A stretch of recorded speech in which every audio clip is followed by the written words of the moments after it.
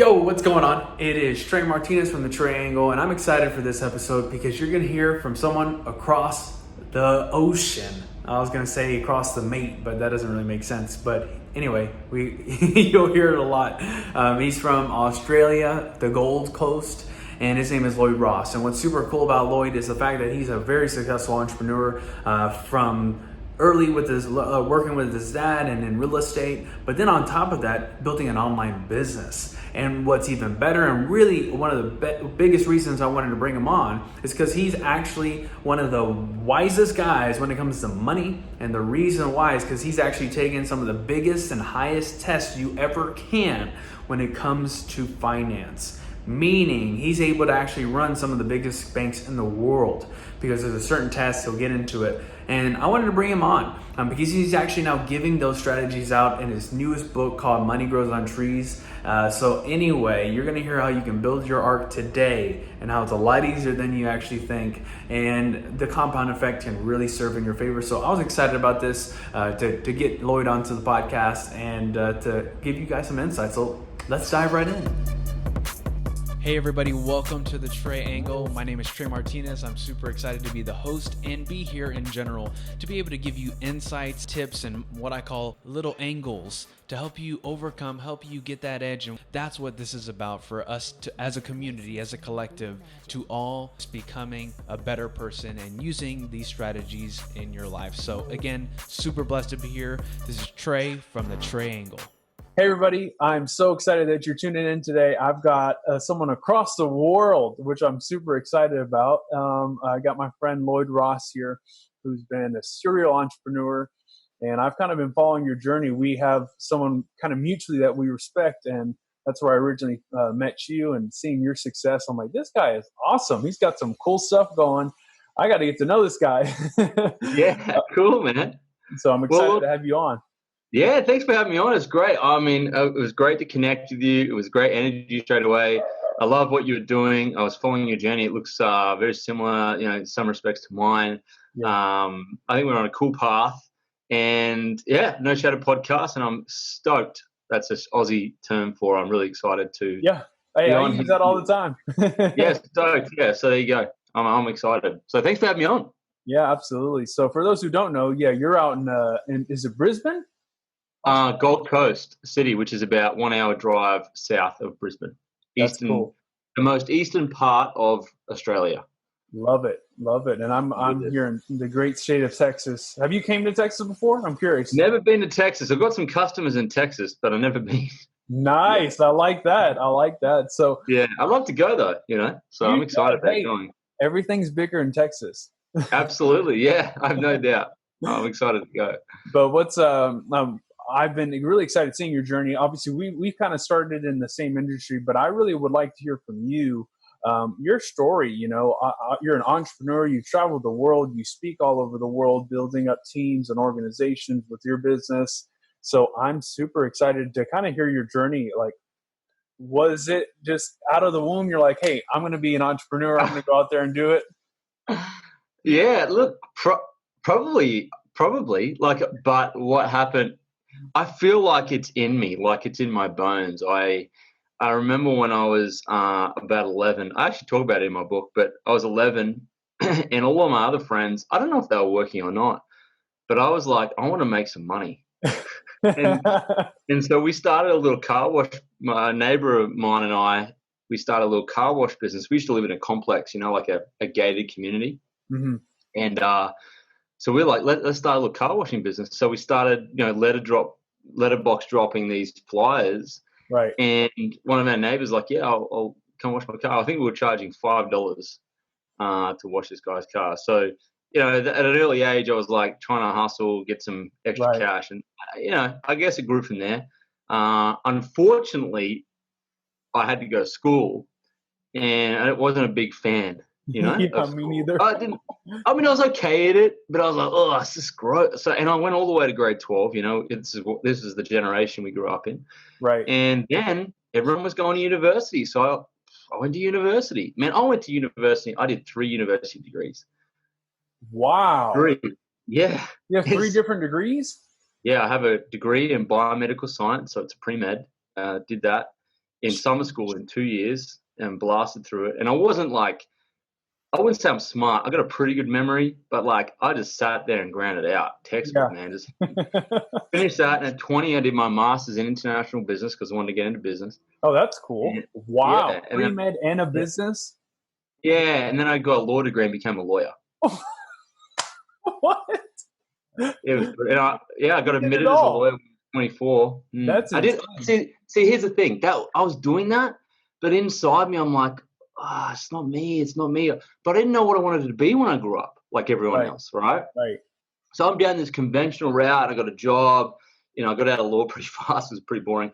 Got a job overseas doing real estate development, and it was a corporate role. And I'm like, and I was there for 4 or 5. I only had a wage for 4 years.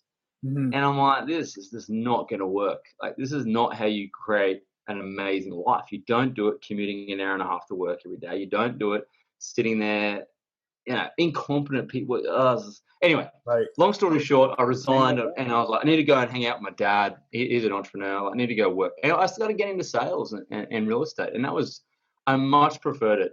And it started to satisfy this entrepreneurial, burning desire in me to be an entrepreneur. And that's where then it took off. When I really got entrenched in that, it took off from there. So it wasn't to answer your question, it wasn't like I became, I wanted to, and I should have, but I didn't. Yeah, I was influenced the wrong way. So I'm curious, you said that your dad was a big influence. Was he kind of the same route where he went to school and then found the road? He's a big entrepreneur. He was like a millionaire at 28. Wow. He dropped out of school. He left school in grade 10, in 10th grade. And he built this amazing insurance empire. He's had an ups and downs. He made 3 fortunes, I think. I talk about it in my book a little bit, but he's that. He didn't have an education. So he said to me, really the reason why I was really encouraging you to get university educated is because I didn't have it. And he said he had to go through the back door all the time. And he said, I wanted you to be able to go through the front door. Oh, wow. I was like, well, that's pretty a profound statement. But right. I don't know where the front door is. I don't know if it exists. You know what I mean? I guess he wanted in me what he didn't have. I felt that he probably felt it was a disadvantage to him. Right. Whereas for me, I'm like, well, I probably did a little bit too much of that. So anyway, it all led me to here. So it's hard to not have gratitude for it. But that was my journey towards entrepreneurship. Right. And then when I hit it, I was like, this is me. I got it. Really? That's awesome. So what has it been like, now that you had the opportunity to go into it? And well, it's cool. You actually got to go into it with family, with your dad. That's exciting. Yeah. But how was that journey? It was a baptism of fire. I like that. It was like not this beautiful, like, Yeah. I was like, hit it big. Amazing. I saw all these guys working with my dad and making an enormous amount of money. I saw them and I was like, I'm better than them. Now I came into this business at like post GFC, changing in from traditional telemarketing style stuff into online. I mean, I came into this business at the precipice of change. Wow. And the business was just getting pounded and it was bad. It was in bad shape. And I was like, oh my God, what have I walked into here? Right? So it was like, everything sucks. I was like, oh, this is going to suck. And at the time you're like, oh God, why couldn't it have just been easy? I saw all these guys making $1 million. What's going on? Timing was off, but it was a challenge. Mm-hmm. It was a challenge. I'm so happy that it was super hard. I mean, there was moments where we got locked out of our office for non-payment of rent. Wow. And we were sitting downstairs having staff meetings and stuff. I'm like, how are we gonna find a new office? Like the business had fallen. It was done. Right. And so the baptism of fire was, how are we going to get this property consulting business back up to where it was? Mm-hmm. We got to change our marketing. We got to get inbound lead generation through online social media. We've got to manage the cash flow. We've got to then change how we do the sales process. We've got to spread to Australia. We've got to leave the local. We've got to change our product. There were so many things in that small business enterprise that we had to do to survive and then thrive. It was just like the ultimate business training experience for me personally. And all of my income at that stage was linked to how many deals, how many real estate sales I personally made.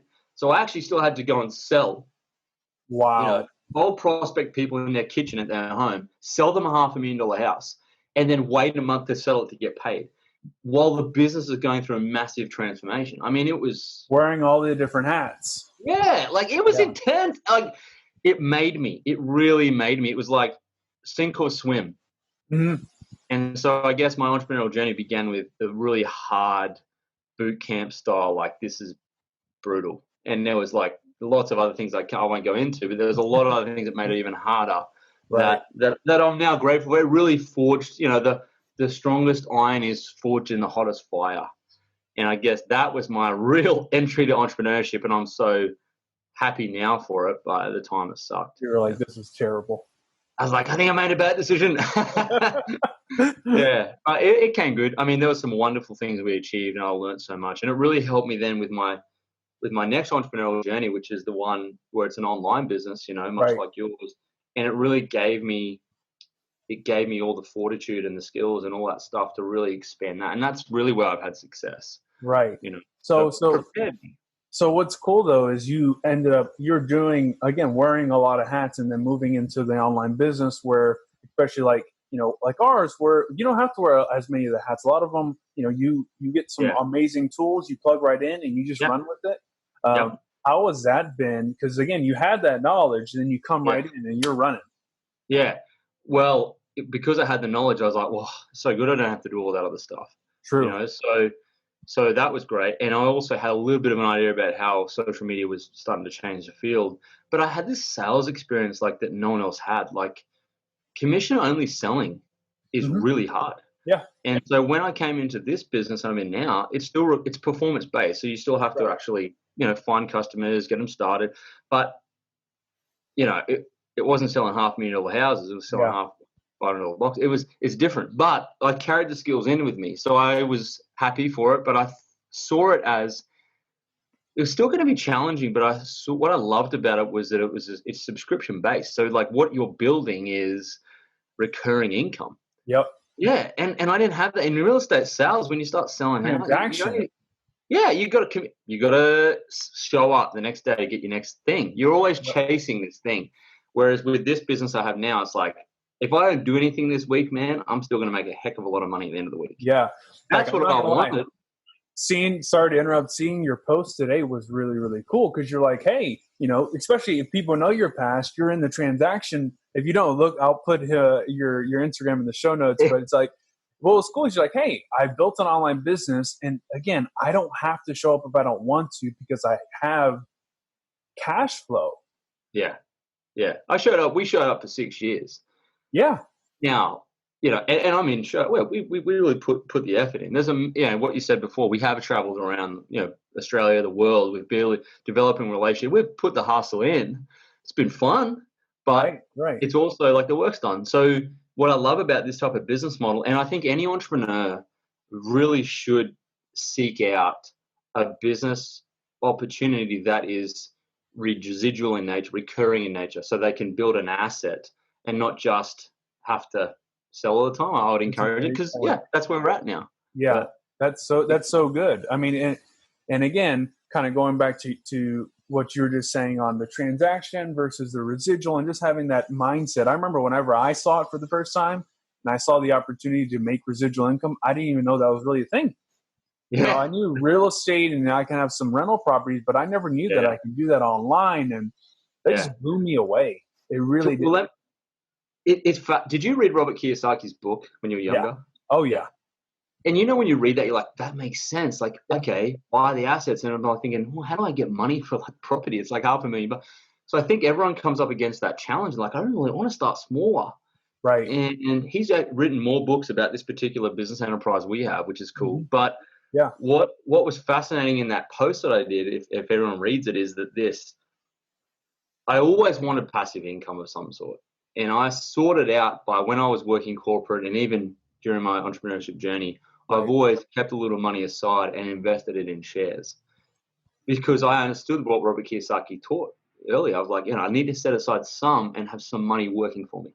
Right. I just got into that habit early, I guess, because I didn't want to work forever in a job. That's what was driving me. Yeah. And what I worked out was this, and in the post it says this, it says, I read a lot of books and put a lot of effort into building a share portfolio over 12 years. It's, around about $1 million, not quite, but it was, but it's gone down throughout. But it's producing about $800 a week in passive dividend income, right? 12 years, over time, patience, steadiness, putting money in and money in. Yeah, and put money in. That's right. Funding it. Yeah. That's right. And now doing my personal, like now with this business we have, which was a part-time business for 4 years before we went full-time at it. Really? Right? Oh, wow. Yeah. That's awesome. Yeah.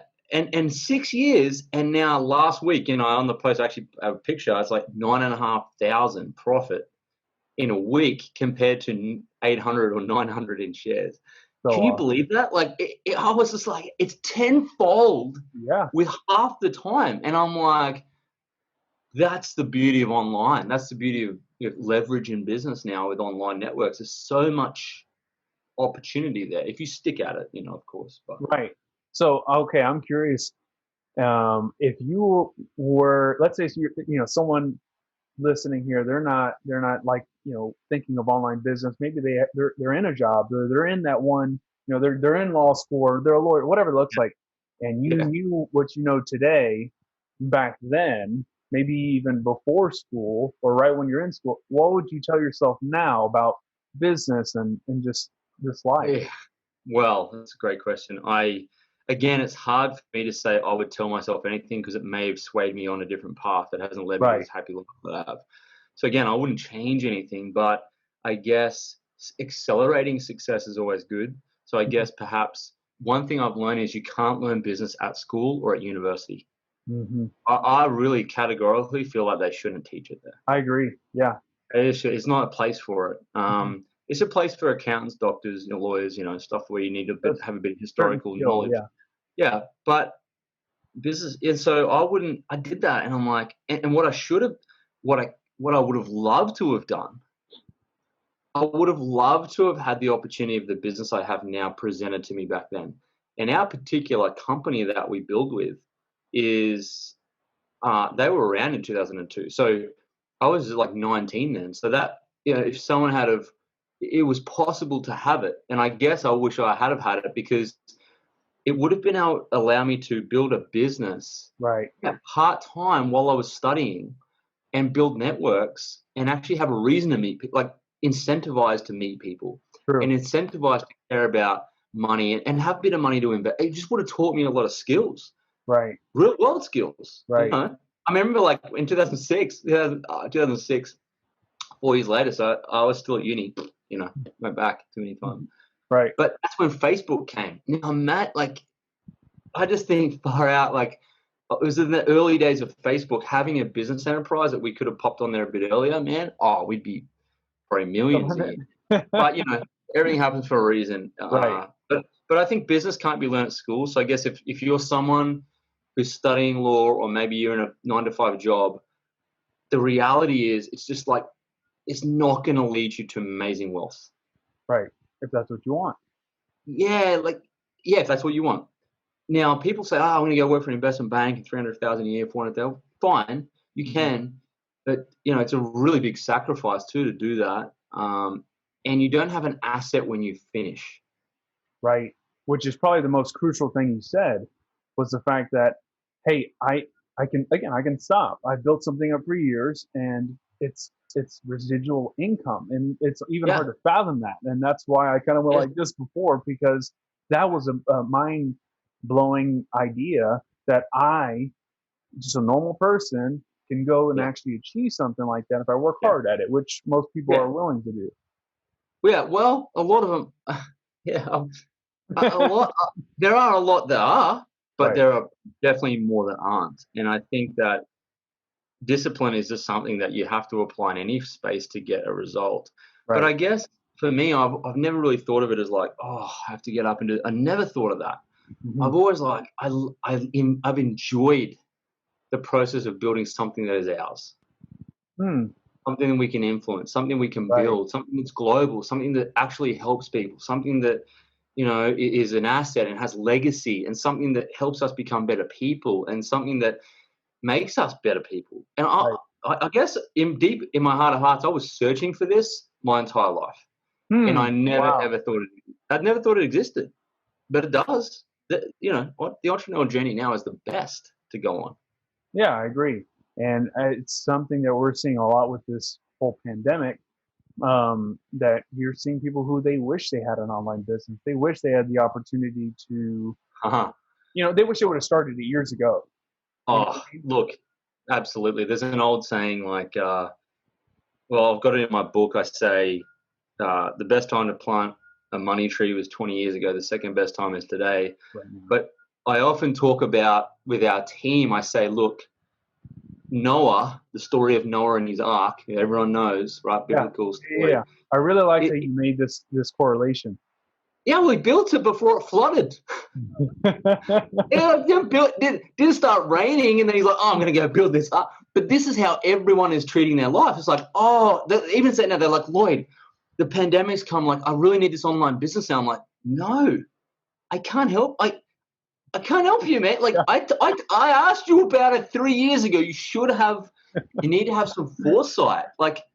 Everyone's waiting until it rains before they build their ark. You have to build it now in preparation for the rain, because let me tell you, it will rain. Yeah. But it's going to rain. It will rain, and you got to be ready for it. Like, right. All right, build the ark. Yeah, and start now. So yeah, right. The pandemic definitely has like brought it to the ever front of mind for everyone, and get to work. You need it. You need multiple streams now. You can't be wealthy with just one job. Yeah, that's true. And that's another thing I learned early from Robert Kiyosaki was just first off, the idea of the cash flow quadrant. But yeah, having multiple streams of income and seeing the most successful people having those streams of income. I mean, these ideas that are not hard to find, but if you just put them in place. Yeah. I think the biggest, again, I touch on it, and I forget what secret is in my book that I talk about it, but I think the biggest mistake people make is they go, "Oh, the average millionaire has 7 streams of income. Great, I'm going to go and create 7 right now." And they're like, they just spread their butter so thin they don't get any traction in any, and they just die. So I talk about 3 forms. I think that's so achievable for everybody. Mm-hmm. The first form being your active income, your job income. You've got to have a job. I mean, you have to start out as entrepreneurs don't just like chuck their job and go, "I'm going to be an entrepreneur." You have to have your job, have active income, and then do your thing on the side, a side hustle, right? Right. And then you have this side hustle income. So let's say it's, you're in affiliate marketing, network marketing, Amazon, but whatever you decide your business model is going to be online, you have that. And so all of a sudden you've got your job income, it's active, trading your time for money, right? E part of the quadrant. Then you have your side hustle, which is the S side of the quadrant, where you're actually spending time, but it's you're self-employed and you're earning money. Right. And with the hope that it goes to a B quadrant, like you want to have a side hustle that can scale and have leverage.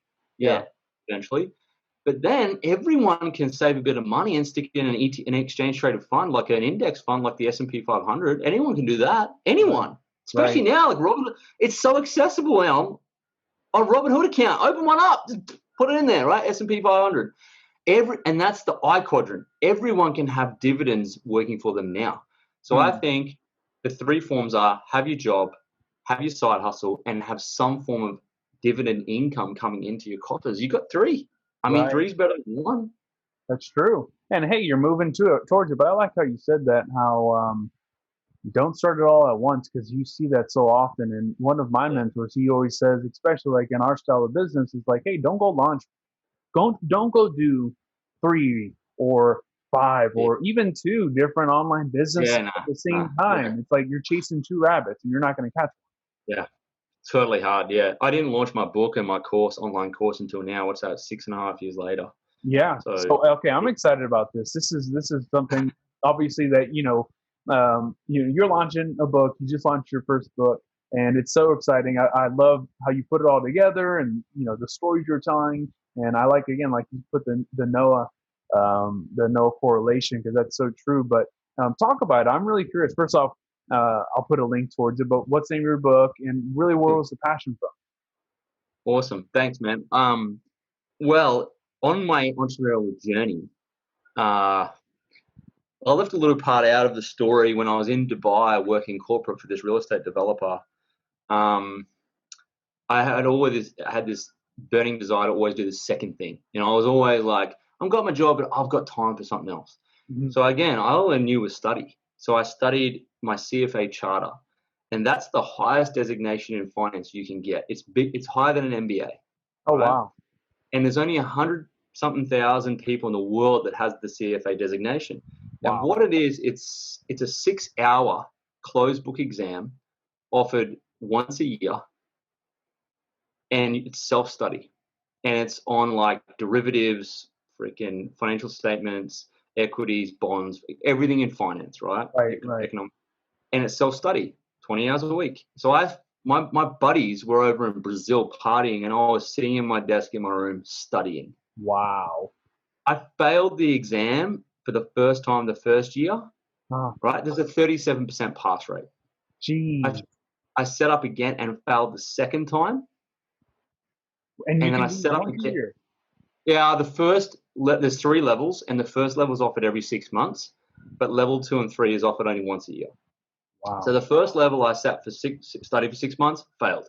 Studied for 6 months, failed by a breath. Third time, I'm like, oh God, I was just angry. I was just like, I need to do it. And then I studied and I passed. And the elation that came over me with what I achieved in that level 1. Many people don't even pass level 1. I remember jumping out. I was with my wife, Alicia, and we just jumped. I was just so excited. It was one of those moments of winning that I'd never experienced. I was like, oh, I did it. It was like, and so then I studied for level 2, which is a year later. And I studied hard, and I thank God I passed the first time, right? Wow. And then I got to level 3, and I sat it and I failed it, and I'm still there. I'm still not quite finished level 3, but You're still the next chasing it, thing. Well, I kind of steered off to build my business and create financial independence and wealth, which is way smarter. Right. I couldn't spin the plates, right? I was like, okay, if I'm going to build this business, I cannot spin these many plates. I knew. So I let one go. And it was really hard to walk away from 5 or 6 years of self-study. And I almost had it to do that. It was a big sacrifice. But that's how badly I wanted financial freedom. I was like, why would I study finance when I can just go build finance and just be independent? Right? Dumb. Wow. So anyway, it's hanging out there. It's still in the back of my mind when I'm like, oh, I need to finish this, right? I always finish things. I don't walk away from stuff typically, right? So the only thing I can think of that I've done that with. So anyway, the reason I'm telling this story is because I'm really well educated in finance. Like truly. Yeah, truly more educated than in most finance. people in the world.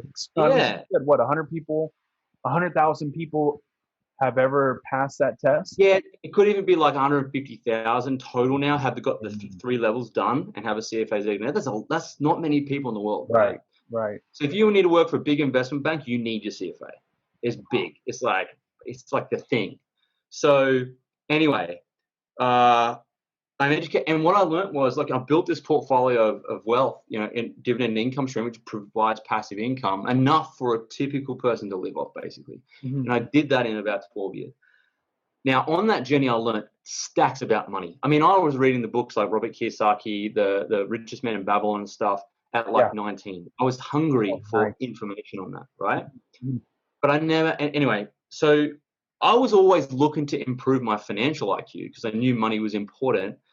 And I had done it, built it, educated this, so I knew a lot. And what I worked out on my entrepreneurial journey is that very few people do. Like more than what I ever thought. I'm like, because I was hanging around guys who were like the top in the world in finance. I'm like, so it was like my environment was like, oh, everyone knows about this. It's the basics of money are so misunderstood. And I was like, the biggest problem we face, even in our own team, is like this understanding and gratitude for the money they create as a side hustle. They don't understand the power of it. And I was like, I need to bring to people the understanding that money is not complicated. I need them to know that. I want them to know that. I want them to know that they can be wealthy without having a high IQ, not being a financial pro, not being an expert, not trading. There's some basic principles that they need to know that I want to share to the world that says, hey, listen, you don't need to go and read The Intelligent Investor 10 times to do your CFA. Let me give you the guts of what I have implemented and what I know that's going to serve anyone at any level in any job in a short book. It's only like 50 cents. It's not a long book, but everything they need to do and then implement to actually get a result. And that's what compelled me to write the book. And you know what's so crazy? And I didn't even know that story. It's not like we never talked about this, but whenever I was getting prepared for this, one of the things that I just, I was like, I have to ask him. And I actually didn't even, again, I didn't even tell you this, but I was literally thinking that people need to change their money story. Yeah. The story that they continue telling themselves. And like you're saying, it's like most of them are false beliefs. Yeah. Yeah. The whole first chapter of my book is on your money story, because everything, like anything in our life, it starts with a story we tell ourselves in our mind. Right, right. And unfortunately, a lot of people grow up in an environment where money is not this important thing. It's the opposite. Mm-hmm. So, of course, they're programming, because our brain is just a computer and it gets programmed, right? Right, right. Like if they're in households like money's evil, money doesn't grow on trees, it's the root of all evil, all that stuff. Money won't buy happiness. This is like creating this program in our mind saying, well, I don't need it. It's going to not serve me. And it's just like that money story you're telling yourself is not real. It's just from a generation that just decided that was an easier story for them to tell because they didn't have to go learn stuff. And it's getting passed on to you. And you're telling that story. Yeah. It's just never ending, right? And it's it's worldwide.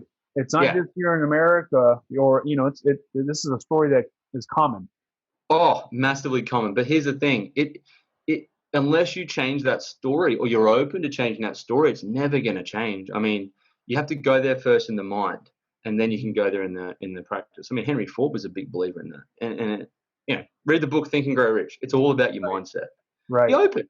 And the first step would be, if you're open, get the book, read it. I mean, I've got steps in there that you can implement now. Yeah. And you can see a result within a couple of weeks. Like it's there, but you have to be open. So changing your money story is so important. I want people to be able to have the tools to change their money story and understand and be self-aware that it's there, because self-awareness is the first step to change, So you had this passion, you were taking these tests, and then you're starting to be around a lot of people and notice that they don't know what you know.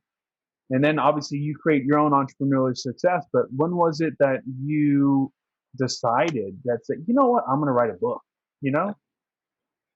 Okay. Yeah. Really interesting story. Not that long, thankfully, but it's a very funny story. Cool. I've got it. This thing that I've learned in my life is that success is built upon success. Mm-hmm. So if you're successful somewhere, it's going to lead to some more success somewhere else, and then somewhere else, and somewhere else. But if you don't learn this success principle, like I think back to those exams. What if I walked away after quitting level 1? Right? So that success led to, okay, I have good knowledge. Okay, that's great. Didn't do anything with it for many years, but it's there. Right? I did some stuff. I did build a portfolio, so I can't say it, and it helped. Mm-hmm. So yes, it did help. But you didn't that wasn't your career. And that wasn't career. It wasn't like I'm going to write a book. But what happened was in the process of building my business with my wife, our business, our online business, our core business in network marketing is our baby. And for the last 6 and a bit years, we've built it. And on that journey, the success that we that we built in that with our hard work and hustle, it allowed, my wife got an award, the woman of the company, and I got awarded this award a couple of years ago called the man of the company for our company. Awesome. Amazing award. And so there's this guy in the audience who sees me speak. So I do a lot of training and speaking, and there's this big, 5,000 person event, and I'm on the main stage. Eric Warren's on the stage, same stage. Oh, sweet. So I'm hanging out there and doing my piece, and he's in the crowd. Anyway, he finds out that I won this Man of the Year award. So he actually hunts me down. He messaged me on Messenger. He's like, hey, and I had seen him around, right? Right. And he's like, hey, you want to catch up for a coffee? I'm like, yeah, cool, we'll catch up. He's sitting there, he said, can I show you my business? I'm like, sure, show me. So he shows me this business, and he's got this business called Fight Like a Pro, and it's called the Rite of Passage. And it's a 10-week boxing program that you go through and you have a fight, like a full-on exhibition match fight. Really? Eric Warren? Yeah. No, this is a friend of mine, the guy I was singing in the audience. I was just sharing the stage with Eric Warren the day. But so he's got, this guy's name's Gavin Top. Okay. He's an ex-professional boxer. He was Nice. actually number 12 in the world, right? Wow. Australian champion. Yeah. So he's sitting there and he messaged me. He shows me this business and he said, Lloyd, what do you think of this? I was like, that's awesome. I love the rite of passage. I think it'd be great for young men to da-da-da. So what do you want me to do? You want me to influence it? You want me to send some people to you? He's like, I want you to do it. I was like, brilliant. Okay, fine. I'll do it. So I went into boxing. I trained my butt off. I really committed. I attacked it like I attack everything, professionally, showing up, dig hard, grind it out. Did a fight, won the fight, won fighter of the series. Yeah. And because of that, I stuck around with the community a bit with him because it was hard and I loved the hardness of it. It was tough. And I was like, this is going to be good for my mental strength, right? Right. Whereas a lot of the other guys I trained with left. But I was like, I'm going to show up here for a bit more. I like this. This is painful. This is good. So I did that. Anyway, we're sitting there on a training session one morning and when I noticed the guys around me, I was talking about money and they're all listening. And so Gavin saw that and he's like, oh, that's interesting. And he noticed that I could write okay because I used to do posts on Facebook. He's like, you're a pretty good writer. So we're sitting there with all the men and he said, this is what's happening today. And also, Lloyd's writing a book and it's going to be ready in 2 weeks. Right? So he's an amazing coach. Amazing. Wow. He's coached many men. He knows what buttons to push and how to put you under pressure and when and how you perform and based on your personality. So he did this. Public accountability, all the men of my peers, you're going to have it in 2 weeks. So put an end date on it, gave me full public accountability and leverage, and then belief, right? Within 4 weeks, I had written the first draft. That's awesome. So he was the inspiration behind writing it. So that's how it came about. Yeah, he put me in the spotlight, said, like, hey, champ, like, you're going to write this thing or you're just going to talk about it? Oh, wow. So was it an idea you were thinking of and then he said, or he just said, hey, no, you need to do this? Yeah, he kind of floated the idea and then he just said, man, he put the screws in me. Yeah, really cool story. But I guess the lesson behind that is that had I not have shown up to that boxing and done my best, had I not won the Man of the Year award, he wouldn't have sought me out. Had I not gone through the boxing program and earned his respect and done the best, I would never have been asked to write a book. And had I not then have showed up that day to run the stairs, he wouldn't happen. So this whole thing of like show up and do your best, it just builds on it. Like, what if I didn't do any of that stuff? All the way back to my exams. What if I didn't? Yeah, that's where I took it. Yeah. It's like a snowball, right? The snowball of success. And so people see a book, but they don't see the story behind how it ever eventuated. And I guess the lesson is, do your best in every scenario, even if you don't. I didn't know there was going to be a book. When I did boxing, I didn't know that, right? But there's this opportunity the door of opportunity opens at the end of pain and suffering. There is something there. Yeah. I'm sitting there at my desk in Dubai. My buddies are in flipping Brazil partying. I'm thinking, is this going to pay off? Right? Wow. It was painful. It was painful, but somewhere it's going to pay off. I don't know where. Right? Steve Jobs, the dots connect when you look back, his commencement speech he gave. But anyway, so I think the lesson is just do your best every time. It will pay off. If it's painful and no one else is doing it, I can almost assure you at some point in your life, you're going to get dividends for that. That's awesome. There's a good quote I've picked up and I think about it often from Eric Thomas. You know Eric Thomas, right? Yeah. Yeah. So he has this one piece where he's like, if you're going through the pain, continue going through it because you might as well get a reward for it. Yes. Like you're going through it regardless, so get the reward. Yes. And that is just so interesting to hear because, we just think you're just so in the moment thinking, this sucks. I don't want to make that another phone call. I don't want to, go do this meeting. I don't, whatever that may be on it. Yeah. Yeah. But the magic happens on the last phone call of the day. So, but it's anything in life. You just got to. My dad said to me, he said, you don't have to be the best. You just have to be 10 minutes ahead of the next person. You know what? That's so good because I actually just posted that like last week. Did you? Oh, that's awesome. Yeah, like it was in a different way, and it's actually I learned it from Steve. The way he put it really resonated with me by saying, most of these people. He referred it to that movie. It's with Brad. Oh no, Leonardo DiCaprio. Basically, he is a con artist. Yep. Catch Me If You Can.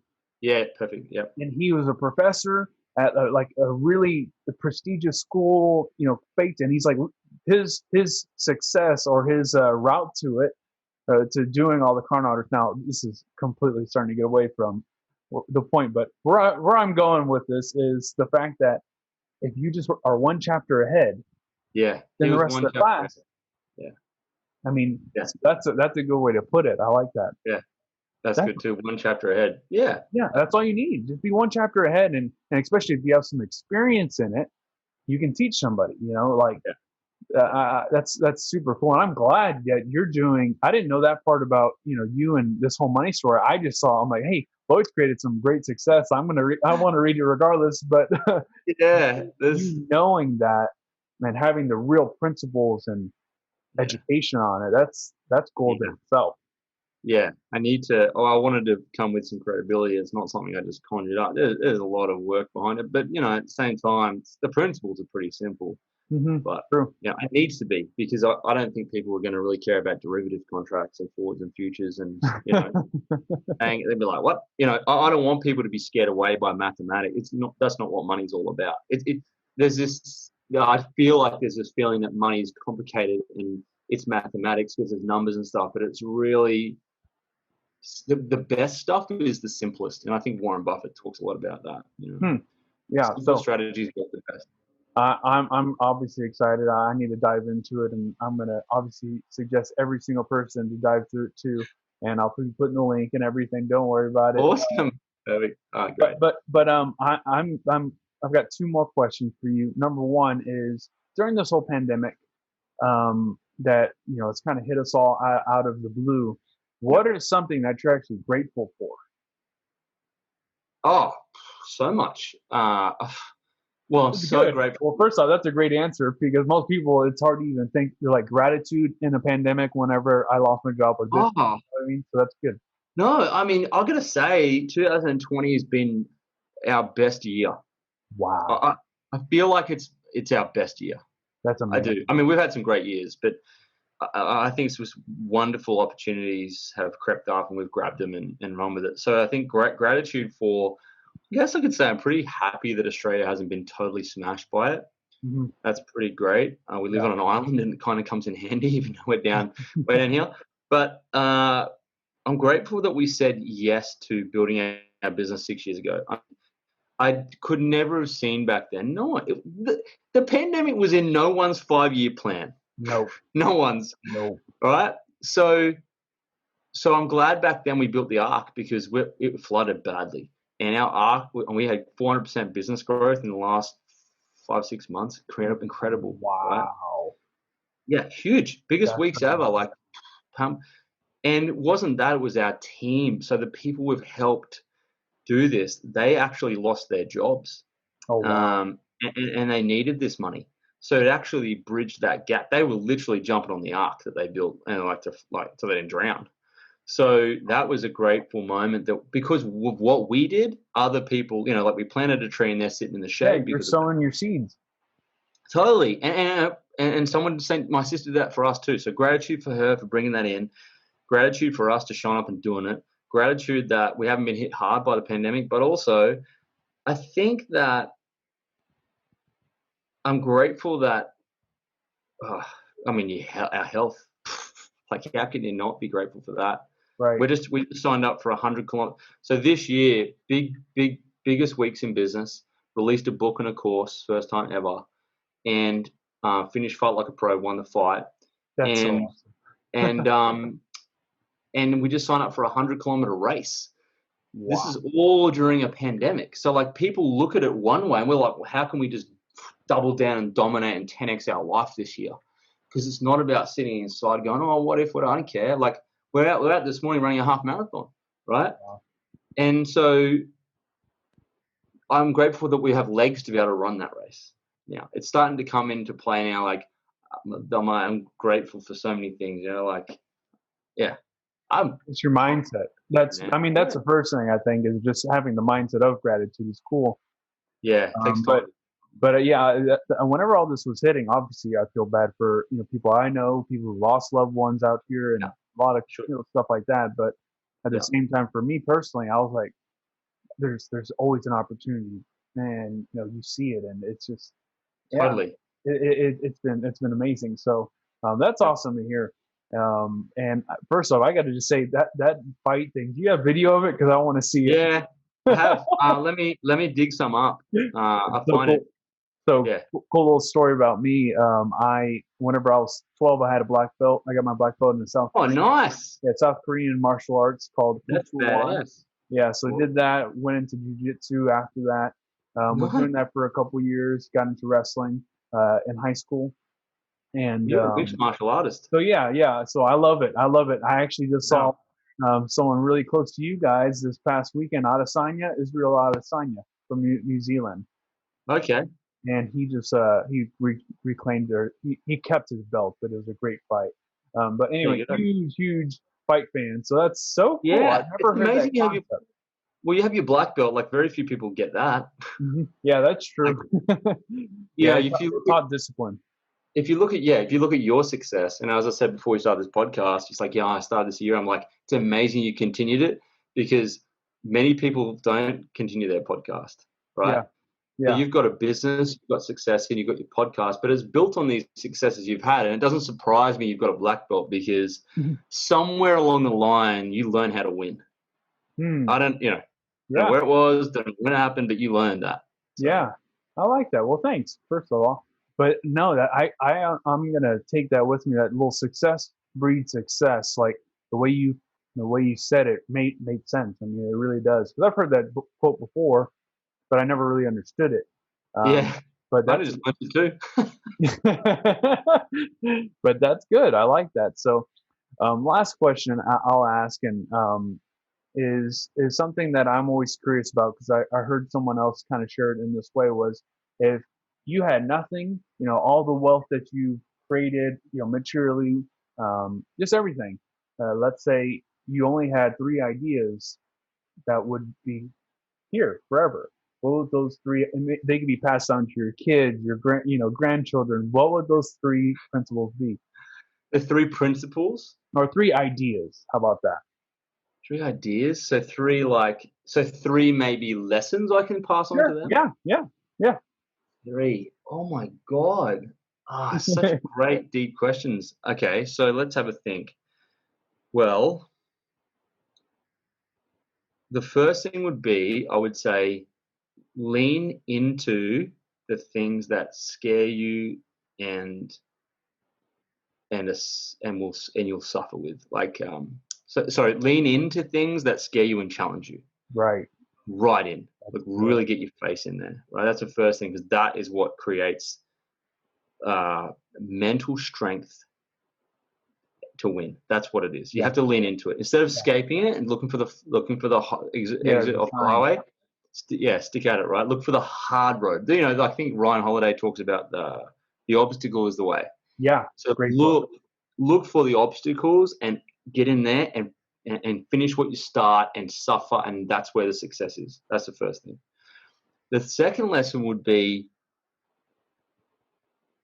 learn the principles of how money can serve you and how you can give a job to your money early, and start as early as possible, living off less, saving more, investing very early into an ETF, into shares, not property, shares, early.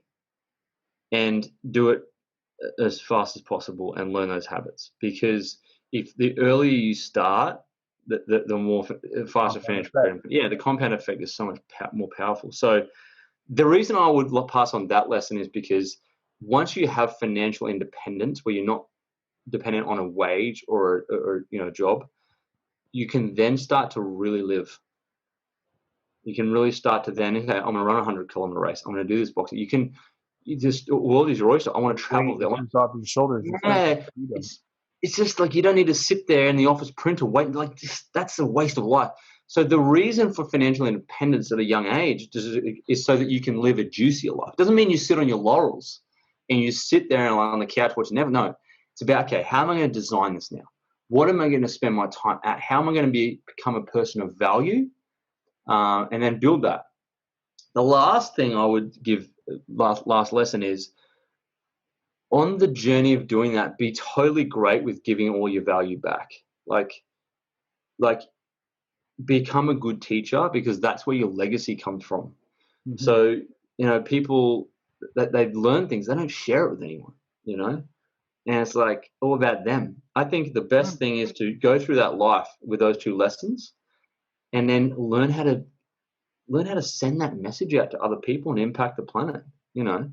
I mean, that's what I would encourage people to do. Like, I always think about this wonderful thing Elon Musk did when he had the patents for his electric car, the Tesla car, and he actually released these patents. Open source, yeah. I was like, that's legacy. Like, holy, right. That's like his mission is like, we need to get off this rock, man.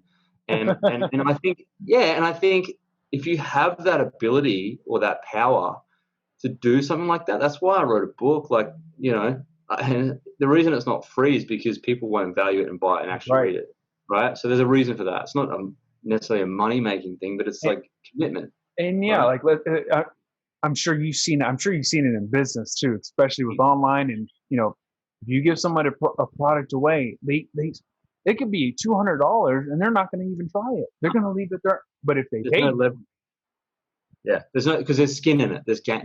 They've paid some price of time they've created that money with, and they've given you their time, so they're going to read it, right? And so, but I think that's why I did it, because I'm like, okay, I know some stuff others don't. How can I help someone? So maybe they're going to go off and kill. I don't know. Maybe someone reads my book and they like, it gives them enough money to run through their passion, which is science, and they go, okay, at least I can do this now, or pay for whatever it is, and they discover some cure for whatever. Like, that's what we need to do with the world. We need to provide the information so they can stand on our shoulders and jump to a higher height. Mm-hmm. So I think legacy, that's my final lesson. I don't know. Well, I've got two things I want to kind of add on. First one is the fact that whenever you're saying share it, something that I'm working to build my skill, build a new skill or add on top of one, is whenever I learn something, to learn for two. Learn for myself, learn to teach it. So then I can just go out there and teach it. And then the second, kind of, I guess, idea that I know I struggled with, and I actually kind of want to get your opinion on it, is whenever you feel like you may know actually, no, you don't even think you know something. Like you knew money really well, but you didn't know that. I know, but one thing for me was understanding certain marketing, or even, mixed martial arts, or whatever that may be for whoever's listening, or you and me.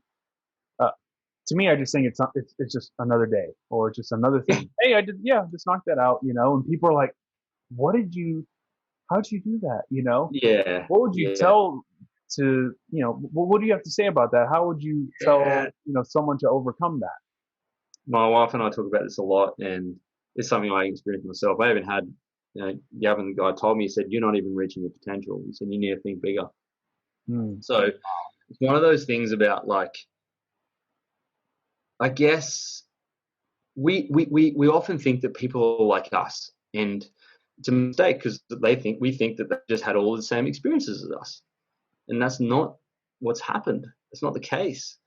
And I guess it's meeting enough people and seeing their problems enough, or seeing where they struggle enough, that you go, hang on a second, maybe I am a little bit different. Maybe because there's this whole thing like, you aren't special. Like, you aren't that special, champ. And I often say to myself, you ain't that special. There's a lot of people out there that are better. But I think it's taking a step back and thinking, okay, I may not be like the ultimate number one in the world, Elon Musk type, but I'm a little bit different. I'm pretty badass. I'm a little bit unique in some respects. So I think it's taking that, not being so humble, because humility is great, but at the same time, it can prevent you from saying, okay, actually, I know some shit here, So it's like, I think being less humble and being more expressive with what you do know in a good way. And just being self-aware. Like, and you only get that self-awareness if you are in the greater community, if you're living in the world, not in your box of other people like you.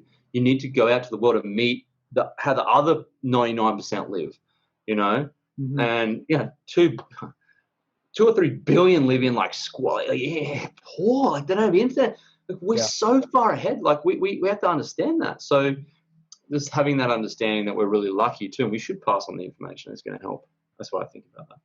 Oh man, this was awesome. I know I can go on for another hour. Yeah, but awesome. I appreciate it.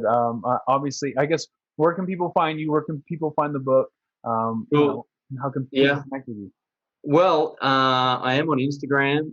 Lloyd James Ross is my handle. My book link's there. I'm on Facebook the most, and it's Lloyd J. Ross on Facebook. Feel free to shoot me a message or messenger. The link to my book is on those social media sites and on LinkedIn too, but it's moneygrowsontreesbook.com. I'll put it in. Don't Money. worry. Perfect. Yeah, moneygrowsontreesbook.com. Yeah, and if you buy it and you message me and you work at a little group there, you can jump in, whatever. You can message me and I'll chat with you about it. Yeah. I'm pretty open, so. That's awesome. Well, Lloyd, I really appreciate your time. This was awesome.